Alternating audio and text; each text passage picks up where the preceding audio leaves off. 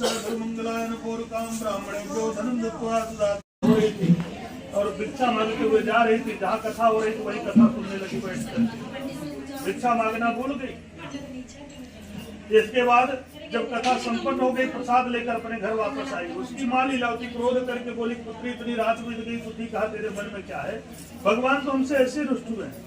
उसने कहा कि माता मैं सत्य कहती हूँ, गई थी भिक्षा के लिए, लेकिन वहाँ भगवान की कथा हो रही थी, वहाँ बैठ गए, इसलिए इतनी रात बीत गई।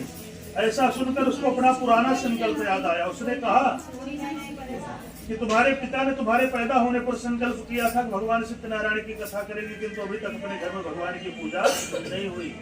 हो सकता है इसी के कारण हम लोगों को दुख प्राप्त हो रहा हो। तब दोनों ने क्या किया, हाथ जोड़ करके प्रार्थना किया भगवान से कि यदि मेरे पति और दामाद शीघ्र वापस आएंगे तो फिर से आपका व्रत धारण करूंगी।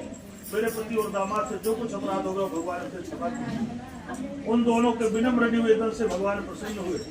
राजा चंद्रकेतु को स्वप्न में दिखाई दिए, कहा जो दोनों बड़ी कारागार बंद किए हो उनको छोड़ दो, जो उनका धन छीन लिया तो उन्हें प्रभु ने वापस कर दो। इतना कहकर भगवान उनका ध्यान हो गए।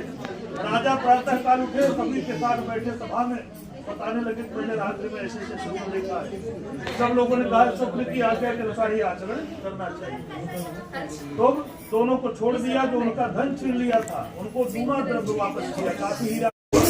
जो घर पर धनुधान से उठा लेते, कहते विपत्ति आती है चारों तरफ से आता है। अब उस वहाँ पे क्या है, तो घर में कुछ खाने के लिए नहीं है। लीलावती कलावती से कहती है जाओ भिक्षा मांग कर ले आओ। भिक्षा मांगने के लिए